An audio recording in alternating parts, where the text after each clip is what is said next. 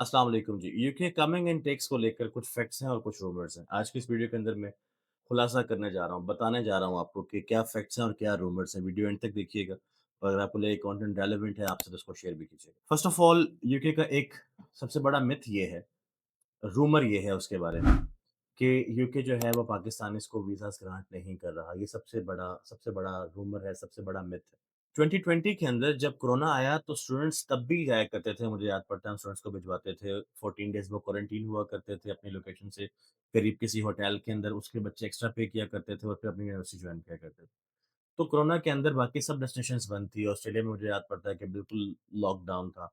Chinese new year का time था जब ये काम हुआ था। चाइनीज़ अपने चाइना में वापस गए, अपने इलाकों में वापस गए और वो वापस भी नहीं जा सके ऑस्ट्रेलिया के अंदर। लेकिन यूके की पॉलिसीज़ बहुत, बहुत लीनिएंट थी वहाँ पे।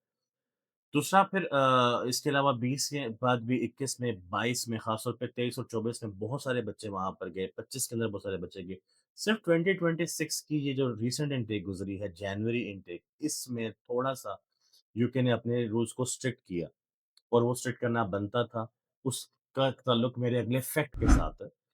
फैक्ट ये है, ये जो लोग बात करते हैं कि यूके में पीआर लेना मुश्किल हो जाएगा या हो गया है, ये बात बिल्कुल फैक्ट है कि यूके के अंदर आप अगर आपको नहीं पता आप कौन से पाथ से गए हैं, आपका आगे फ्यूचर प्लान क्या है, आपको कोई आइडिया नहीं है कि आपने क्या पढ़ना है, पढ़ने के बाद आपको क्या बेनिफिट्स होंगे, बेनिफिट्स के अलावा आपका स्पॉन्सर आप कैसे ढूँढेंगे, फिर इसके अलावा आईआर के रूल्स को अगर आपको नहीं आइडिया कि कैसे उसको आपने पूरा उसपे अमल पैरा होना है और उसके बाद जाके आपको आपकी पीआर मिलेगी। अगर आपको ये सारी बातें नहीं पता तो ये फैक्ट है कि आपको पीआर नहीं मिलेगी यूके की। आपको इस सारे प्रोसेस को थॉरली समझना पड़ेगा।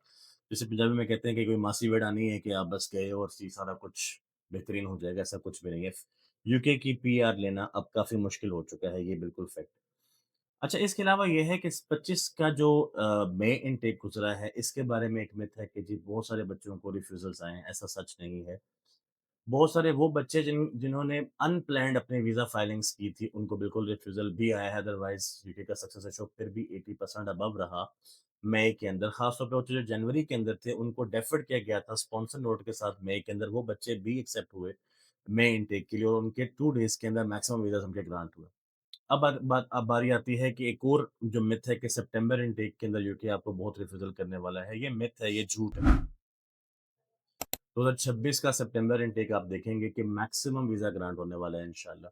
जो हम लिस्टों का ज़िक्र कर रहे थे कि रेड है, एम्बर है और ग्रीन है, रैग सिस्टम, रैग लिस्ट, 26 के जून से 1st ऑफ जून से उसका इतलाक होने जा रहा है। 27 के जून पे वो डाटा कंपाइल करेंगे, उसके बाद लिस्टें शाया होंगी। यानी कि ये अगला साल जो है ये बहुत बेहतरीन जाने वाला है, उसके बाद डिसाइड होगा कि किस तरफ या किस करवट ऊँट बैठता है।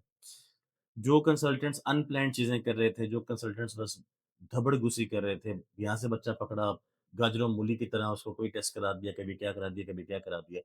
इस तरह से कंसल्टेंट्स भी अब नाकाम हो चुके हैं और ये बच्चे भी अब आगे कामयाब नहीं होंगे। तो इस तरह से ये एक फैक्ट है कि आप इस तरह से नहीं जा पाएँगे।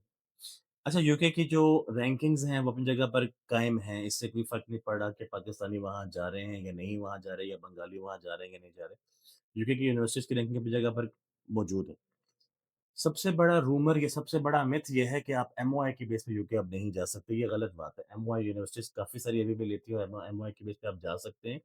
लेकिन एमओआई के बाद ये ना हो कि आपका लैंग्वेज का वो लेवल ना हो।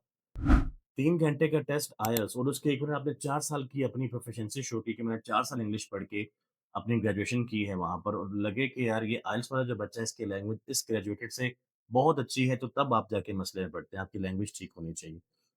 कि ऑक्सफोर्ड की बेस पे बच्चे जा रहे हैं, लैंग्वेज सेट की बेस पे बच्चे जा रहे हैं। टेस्टिंग का वीज़ास के साथ कोई डायरेक्ट ताल्लुक नहीं है। टेस्टिंग का ताल्लुक आपकी यूनिवर्सिटी के साथ। यूनिवर्सिटी अगर आपने अपना आपको क्लियर करती है तो फिर एम्बेसी के से ताल्लुक खत्म हो जाता है। एम्बेसी इस चीज़ पर आपको देखती है कि क्या आप जेन्युइन स्टूडेंट हैं, जाके स्किप नहीं होंगे, पढ़ेंगे, कोई ऐसी हिस्ट्री आपकी नहीं, कोई ऐसे रिफ्यूज़ल्स आपकी नहीं, कि बैंक स्टेटमेंट्स आपकी अपनी हैं, आप फाइनेंशियली स्ट्रॉन्ग हैं, आपको पता है कि आप एकेडमिकली कहाँ जा रहे हैं और प्रोफेशनली आप कैसे ग्रो करेंगे। ये 3 चीज़ें काम है यूके वीआई का देखने का, लैंग्वेज उनका देखने का काम नहीं है, वो लैंग्वेज सेंटर्स नहीं है। लैंग्वेज सेंटर्स यूनिवर्सिटीज़ के होते हैं, लैंग्वेज प्रोफिशिएंसी असेसमेंट यूनिवर्सिटीज़ करती हैं।